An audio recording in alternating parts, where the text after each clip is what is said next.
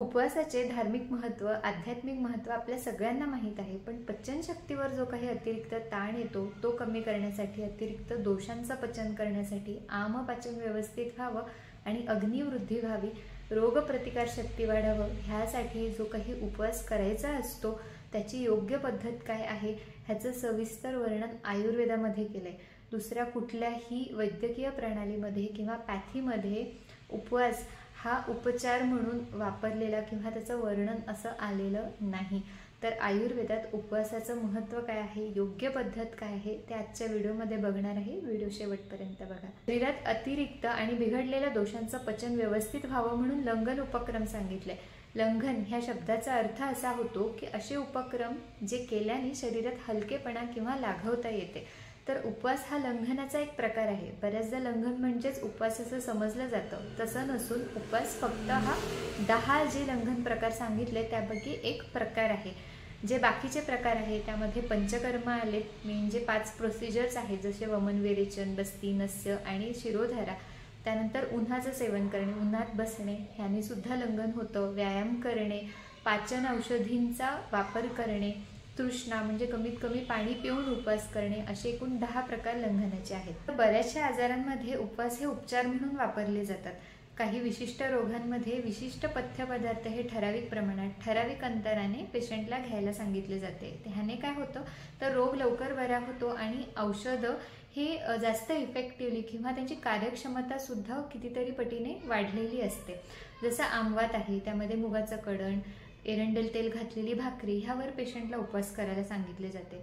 Colitis सारखे आजार आहेत, तर ह्यामध्ये आतड्यांची नाजूक अवस्था बघता त्यांना औषधी ताक आहेत किंवा औषधी तुपावर ठेवले जातं।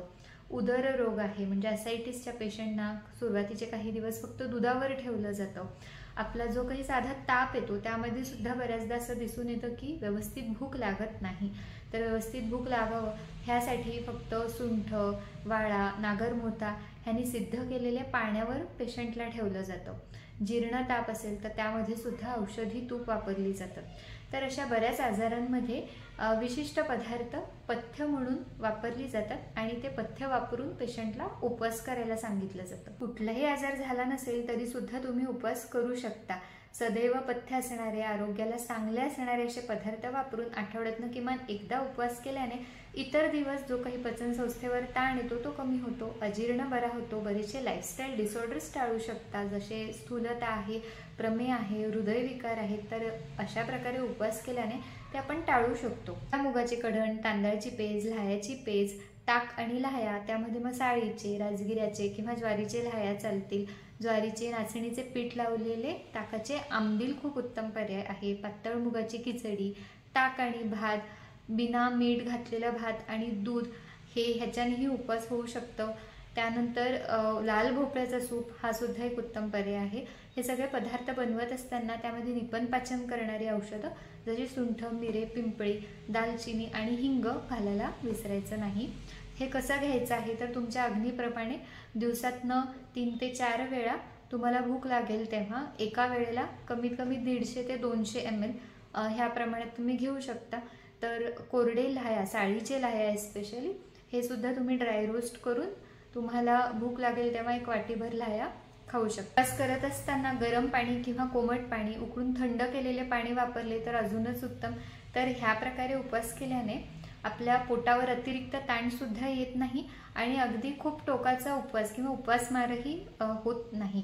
आम्लपित्त असेल किंवा पित्ताचा खूप त्रास आहे, उपाशी राहिल्याने पित्त वाढत असेल, बऱ्याच जणांना ही टेंडन्सी असते उपाशी राहिल्याने पित्त वाढतं, तर तसल्यांनी उपवास करणं टाळा किंवा तुमच्या वैद्यांच्या सल्ल्याने योग्य ते पदार्थ घेऊन मग उपवास करा। जे लहान मुलं आहेत, वयस्कर आहेत, प्रेग्नंट असतील, खूप मोठा आजार आहे किंवा आजारानंतर येणारा थकवा असेल तर त्यामध्ये सुद्धा उपवास करणं टाळा। आरोग्याच्या दृष्टीने तरी असा उपवास करणं खूप फायद्याचं ठरतं। धार्मिक दृष्ट्या व्रत वैकल्यासाठी बरेच वेगळे पदार्थ आपण उपवासासाठी खातो आणि बरेचदा असं दिसून येतं की ॲसिडिटी होणं किंवा थकवा जाणवणं असे प्रकार दिसून येतात। हे टाळायचं असेल तर जे पित्त वाढवणारे पदार्थ आहेत, जसं साबुदाणा, हिरवी मिरची, शेंगदाणा, बटाटा, बाहेरचे जे काही मिठाई असतील, वेफर्स असतील, हे जरी तुम्ही टाळले आणि उपवासाच्या दिवशी कमीत कमी फक्त पोटाला आधार देण्यापुरता जरी तुम्ही जे हलके पदार्थ आहेत ते खाल्लं तरी तेवढा त्रास होणार नाही. मग त्यामध्ये तुम्ही राजगिरा हे उत्तम पर्याय आहे. राजगिऱ्याचे लाह्या तुम्ही ताकामध्ये दुधामध्ये घेऊ शकता. राजगिऱ्याच्या पिठाची भाकरी किंवा थालीपीठ करून खाता येतं.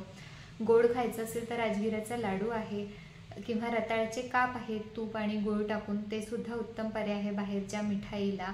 त्यानंतर तुम्ही शिंगाड्याचं पीठ लावून किंवा राजगिऱ्याचं पीठ लावून इथे आंबील करून घेऊ शकता. फळं खूप उत्तम पर्याय आहेत, त्यामध्ये डाळिंब, केळी, आपले संत्री मोसंबी आहेत, खजूर आहेत, काळे मनुका, तर ह्याचा वापर तुम्ही करू शकता. त्यामध्ये एककाल भोजन, द्विकाल भोजन असं सांगितले. दिवसातनं एकदाच जेवण करावं किंवा 2दा जेवण करावं, हे आरोग्यासाठी उत्तम आहे.